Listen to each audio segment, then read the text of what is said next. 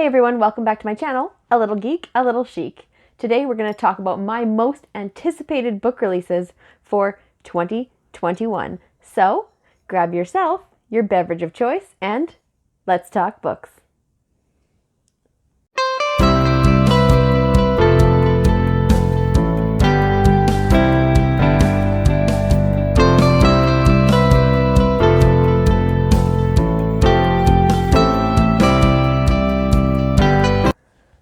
Hey everyone, welcome back. So I am going to, like I said in the intro, talk to you guys about my most anticipated reads for 2021 that are releasing this year. So I have got them all uploaded, downloaded, whatever you want to call it, put into my bookshelf app on my iPad and my Android, and it is an email-based app. So your book list of what you own and your wish list and all that stuff will come up on either your Android or your iOS device, depending on which one you're using. It is a free app, and I talk about it and how I organize it and use it myself to keep my books organized in a previous video that I will link at the end of this video and in the comments down below for you guys, so you can use that app to get yourself organized for free as well. This is not sponsored. I just scrolled across it one day and I liked it, so it became my book organization tool.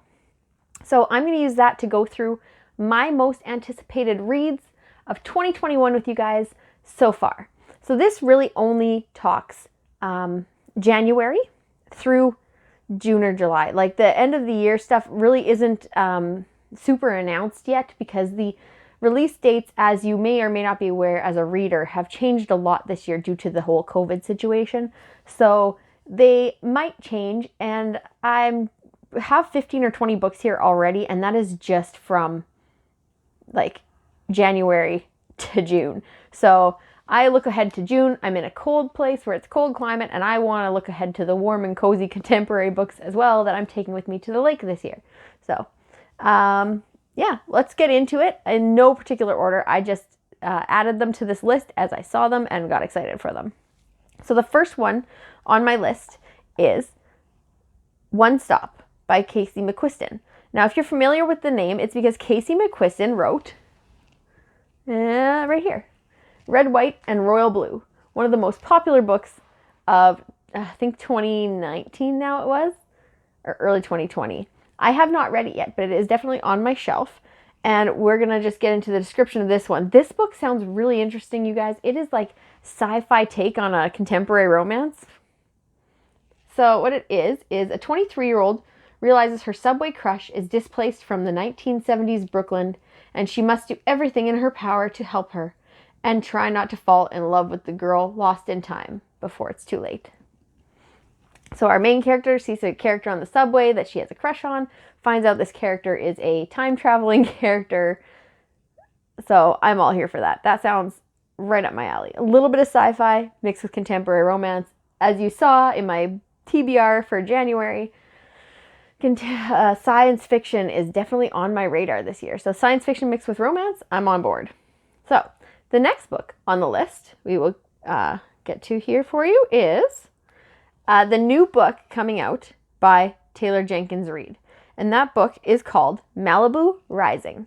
So the covers for this book, there's two. One of them's like a couple people, I think, swimming. And this one is my favorite, and I don't know if it's going to be the Canada-US cover or if it's going to be the UK cover, but it is stunning. So I kind of have my fingers crossed, and I am hoping that it is the Canada cover, but you never know. Let me give you a little description of what this one's about. So Malibu, August 1983. It's the day of Nina Riva's annual end of summer party, and anticipation is at a fever pitch. Everyone wants to be around the famous Rivas.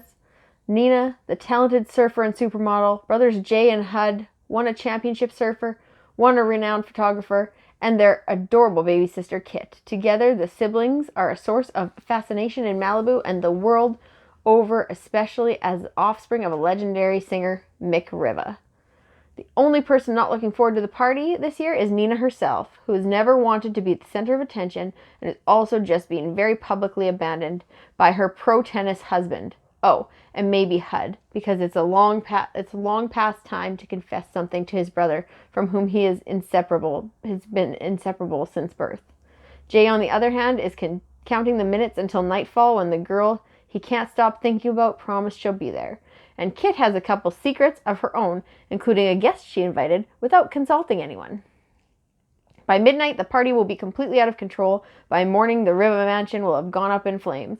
But before that first spark, in the early hours before dawn, the alcohol will flow, the music will play, and the loves and secrets that shaped a family for generations will all be bubbling to the surface.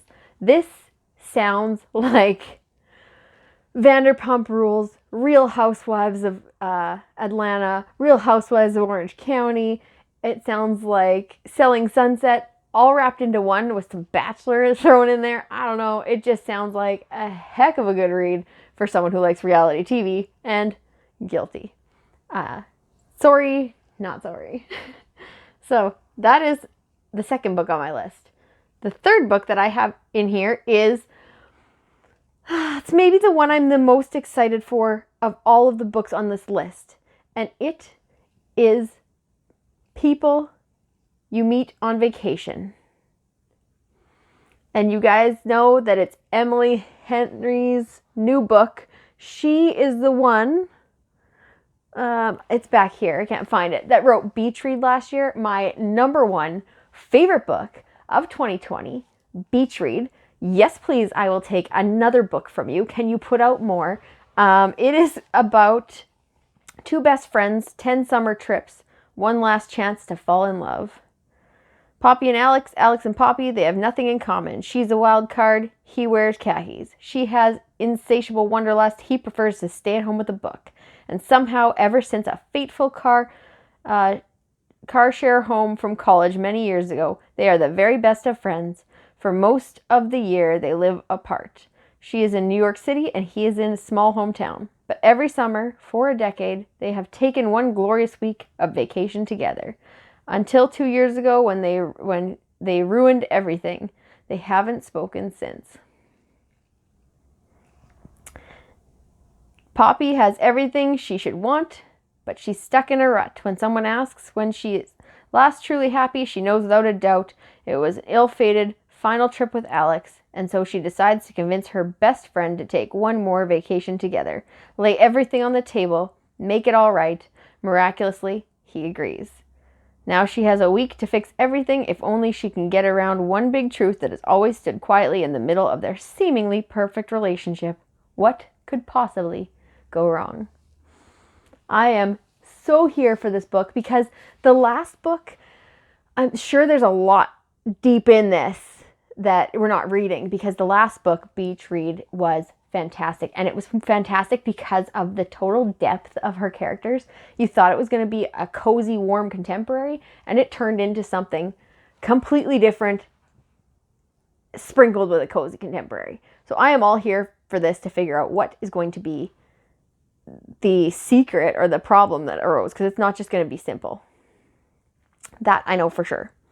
The next book on my list is a new book from an author that I have the first book from that got huge praise, but I have yet to read it, and that is The Martian by Andy Weir.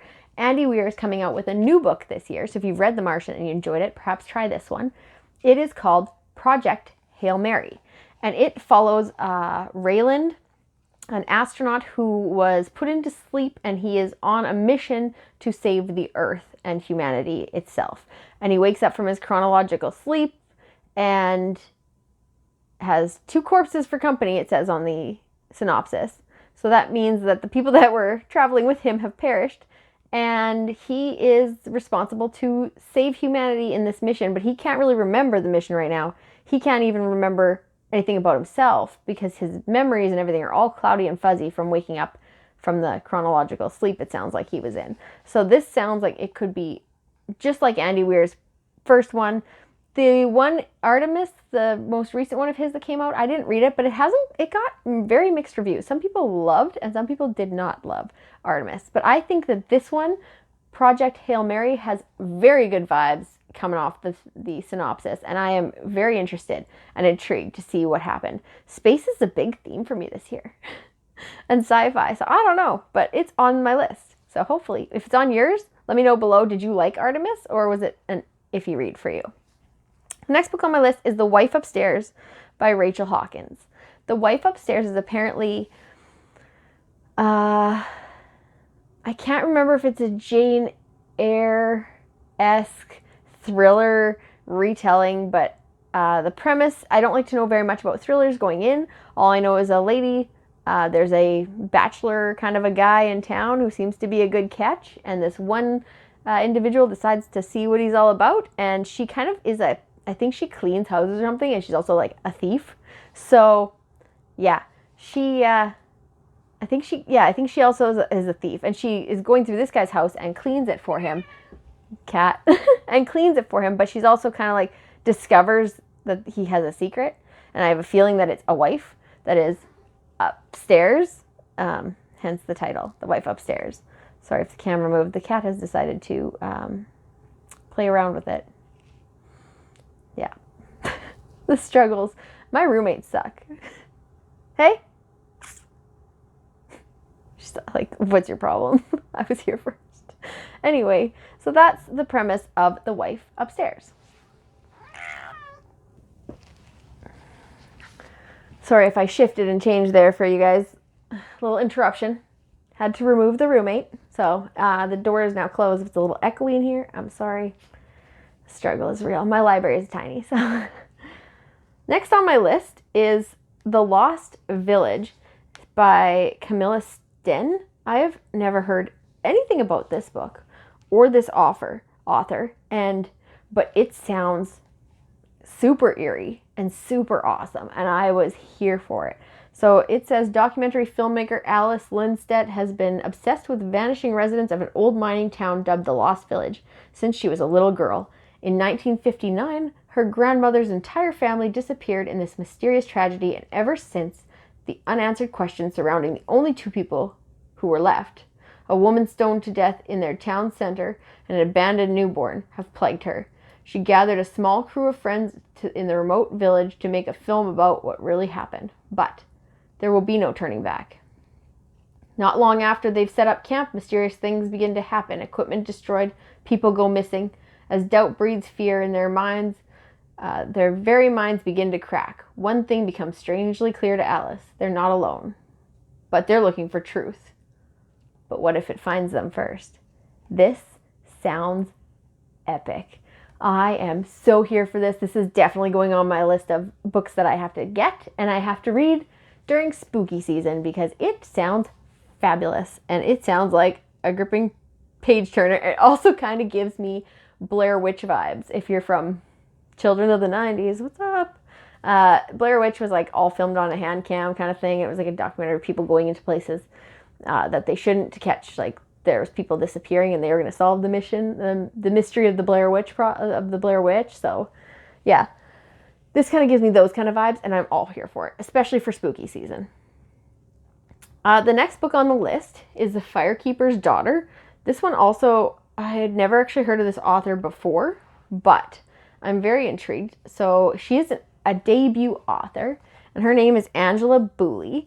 And I guess her first novel right off the hop is going to be like a thriller novel that kind of dabbles in fantasy magic-esque vibes about like it's an indigenous kind of a thriller. So it says, as a biracial, unenrolled tribal member and the product of a scandal, 18-year-old Duanis Fontaine has never quite fit in, both in her hometown and a nearby Ojibwe reservation. Donis dreams of studying medicine, but when her family is struck by tragedy, she puts her future on hold to care for her fragile mother. The only bright spot is meeting Jamie, a charming new recruit on her brother Levi's hockey team, yet even as Donis falls for Jamie, certain details don't add up, and she senses a dashing hockey star is hiding something. Everything comes to light when Donis witnesses a shocking murder, thrusting her into the heart of criminal investigation. Reluctantly, she agrees to go undercover, but secretly pursues her own investigation, tracking down the criminals with her knowledge of chemistry and traditional medicine. But the deceptions and deaths keep piling up, and soon the threat strikes closer to home. Now she must learn what it means to be a strong Anishinaabe Ojibwe woman and how far she will go to protect her community, even if it tears apart the only world she ever knew. We will see. That one I'm interested. It is a debut author. I'm gonna see maybe if I can put a hold on this one from my library, but that one is very thriller-esque. Traditional medicine dabbles in the Aboriginal culture a lot, and I'm totally there for it. We live in an area in Saskatchewan that's heavily rooted with Aboriginal culture, and I've always found it fascinating and amazing, and I am here to read more about it. I just hope it's like more realistic, and it'd be nice if it was in Own Voices. So I'm going to look it up and see if it is in Own Voices, and if not, I will take the stuff I read within the traditional medicine spot here with a grain of salt. But that one's definitely on my list. The next one I have is Every Last Fear by Alex Finley. So this one is another thriller. So I do read quite a bit of thrillers in the fall and the winter. And it is They Found the Bodies on a Tuesday. So begins the twisty and breathtaking novel that traces the fate of the Pine family, a thriller that will both leave you on the edge of your seat and move you to tears. Okay, so it kind of sounds like a whole bunch of family drama and an unsolved murder within a family and what happens. It says, when Matt returns to a small town to bury his parents and siblings, he's faced with a hostile community that was vandalized. Yeah, so I guess it's just like a mass murder situation and he wasn't there, so he survived, and we'll see what all happens. I don't want to read too much because I don't want to know too much going into it. So that's all I'm going to read from that synopsis. It's a pretty large description, so if you wanted to, you could go onto Goodreads or look up the book on the bookshelf, and there's a description of every book on the bookshelf app. And there's a longer description, but I don't want to know anymore. It sounds intriguing to me as is, and I will definitely be picking it up. Next one on my list is Game Changer by Neal Shusterman. As you know, I have Scythe, and I'm ready to read it. And Scythe is a YA dystopian type novel where we've killed off all of the germs and viruses and things that cause natural death. And so the Scythes are entrusted with deciding and selecting who's next kind of situation. So that's the premise of Scythe, which is on my list to read this year. The Game Changer is a novel about a young man who's playing football, I believe, and he falls and takes a hit to the head. And during his unconscious episode, he starts to live life through alternate dimensions. And so he is going through these alternate paradigms in like while he's unconscious basically and suffering this concussion issue. So it sounds just crazy good, and it's a premise I've never heard of before in a book, and I'm super here for it, especially with a whole like concussion culture now that we have, with people talking about it all the time and sports being super proactive or trying to be in hindering or stopping the long-term effects for sports athletes that have had concussions. So it's very interesting to see this being a premise for a science-y fiction kind of dystopian type. I don't know what you would call this. I think it's more of a sci-fi if he's going through alternate paradigms. So that itself, the premise is great. And Neal Shusterman is a fantastic writer. So I have no doubts it is going to be a great book. Up next is The Project by Courtney Summers. So The Project is all I had to hear to know that it had to go on my list was family that is gone, two sisters.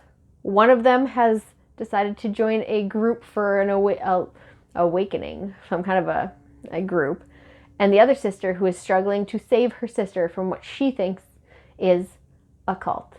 And all you had to say was cult, and I was in for a book about that because I think they are super eerie, super creepy, and awesome to read about in spooky season. So it definitely went straight on my list. And Courtney Summers, if you're familiar with Sadie, she wrote the book Sadie, that is a YA thriller murder mystery that is podcast structured, and it follows this girl looking for her sister, and a podcast is talking about it at the same time.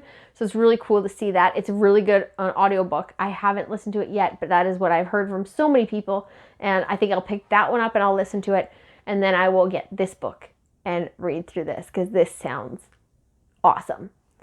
Okay, so Breakup is the next one on my list. It is by Lily Manon and Sanday Manon. So it looks like it's a co-author, a collab. And it is about two people, one who works for a dating app company and one whose app company focuses on breaking people up. And they have to work together, and there's a collab happening for something, and as you can assume, romance is kind of going to ensue. And I loved the Hating Game, and I feel like it's like two rivals from the company that are butting heads, and then so I'm hoping that it gives me those vibes. That's the vibes I'm getting right off the hop, and I'm hoping that it sticks, and I would really like to read something similar to that kind of feel this year. So that's why I picked that one. Up next on my list is Girls with Bright Futures. This is by Wendy Katzman and Tracy Dobmeyer. This is a book about a prestigious school, and the girls are all in the running for top spots at some of the Ivy League schools. And this school is known for getting you into Ivy League schools. However, this year, I believe Stanford is the school they talk about that is only allotting one spot to a girl from this EBA academy. And the mothers then get real heated and cutthroat on fighting to get their daughters into this school. So into Stanford, and it gets greasy, and they will stop at nothing to get their daughters in. This book hit close to home because in the past year, we saw some famous celebrities actually attempting to buy their children into prestigious colleges, and that didn't go well. One of them, I believe Aunt Becky from Full House, ended up in jail for a little bit for that with her husband. And yeah, so you can't pay to get into school, people. You have to do the hard work and earn it. That's the lesson. So what will the lesson be that these moms learn? I don't know, but it sounds thrillery and suspenseful, but like easy enough to read that I think it might end up being a book club pick potentially this year for us at some point. The third last book, I'm almost at the end, on my list for anticipated books of 2021 is Four Winds by Kristen Hanna. Kristen Hanna is a very well-known, very well-loved author of books such as The Nightingale and The Great Alone. And she writes contemporary, I'd say more of like literary fiction, and with historical twists in it, a historical literary type fiction. And she just has a way of writing, and it is beautiful, and it is eloquent, and her characters are fantastic. They have depth, they have personality, you feel like you actually know them. She is a very good author, and she has this new one coming out, and it is about a young woman who has to choose between leaving to find a better life or staying home to protect what she knows. And it's set in Texas in 1934 during the Great Depression. So it says that, like so many of her neighbors, she must make an agonizing choice to fight for the land she loves or go west to California in search of a better life. The Four Winds is an incredible portrait of America and the American dream as seen through the eyes of an indomitable woman whose courage and sacrifice will come to define a generation. And I think this is a fantastic premise for a book. Our province, the Dust Bowl of the 30s, the Great Depression, definitely hit here in Saskatchewan in the 30s, and it was trying. And you hear all the history and stuff about it. It'll be great to see someone dealing with it from like the Texas end of it. Similar premise, and like getting that vibe and like feeling what it felt like to be someone who's lost hope but still has just a little bit of hope left just enough to keep them going.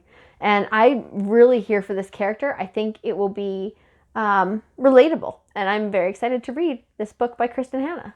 Second last on my list is a book that is terrifying to think of, but it is realistic, and it is about, it's called Siri, Who Am I? And it is by Sam Tashida. Sorry if I butchered your name, but it is about an influencer, model-esque influencer kind of personality who effectively has had something happen, some kind of trauma, and she doesn't know anything about her life. So she goes to her Instagram feed to find out who she is and piece together her life based on what she has promoted to the public. And so, like, will she like what she sees? Will she like who she was?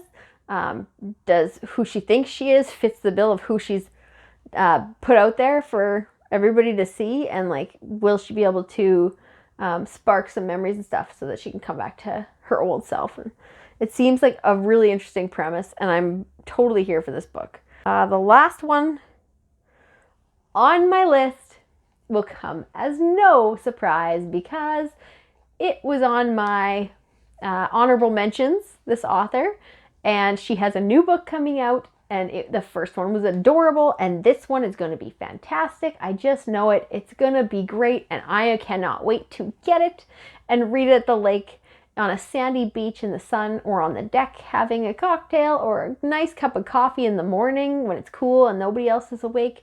I am just here for this book in the summertime, and it is You Have a Match by Emma Lord. Emma Lord wrote Tweet Cute, which we know from my previous video that I said before I loved. I will link that video, my top reads of 2020, down below, and I'll put a little button at the end of this video so you guys can select it and see that if you want to see what I rated some of my top books this year. But that book and those characters had me at the first chapter. I was gripped. I loved them. They were so cute, and it was just perfect. And I find that it this one feels like it's going to be the same. Her characters just sound adorable, and I just think that it is going to be awesome. So I'm going to give you guys a brief description of it because I'm so excited for it. And it says, a new love, a secret sister, and a summer she'll never forget. Isn't that a great tagline? When Abby signs up for DNA service, it's mainly to give her friend a secret love interest, Leo, a nudge. After all, she knows who she is already. Avid photographer, injury-prone tree climber, best friend to Leo and Connie, although ever since the BEI, that stands for Big Embarrassing Incident, with Leo, things have been awkward, but she didn't know she's a younger sister.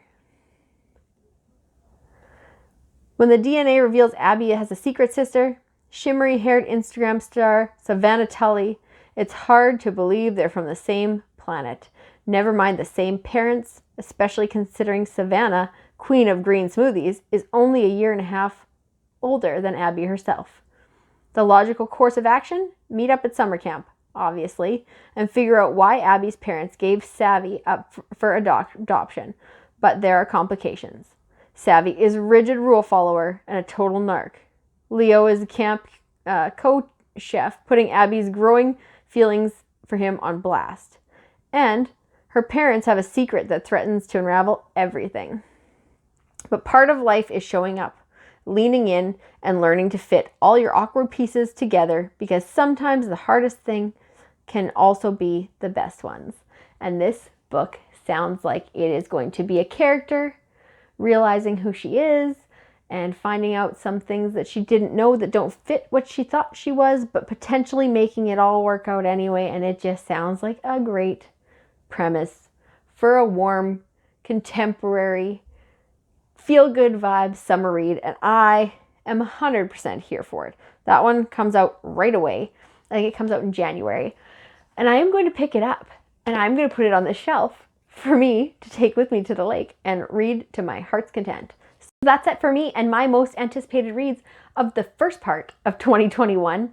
And yeah, comment down below. Let me know what your most anticipated reads are of 2021. I am super excited to find out so that maybe I can add some more to my list. Please like this video down below if you liked it and subscribe to see more content from me coming very soon in the future. Thanks for watching.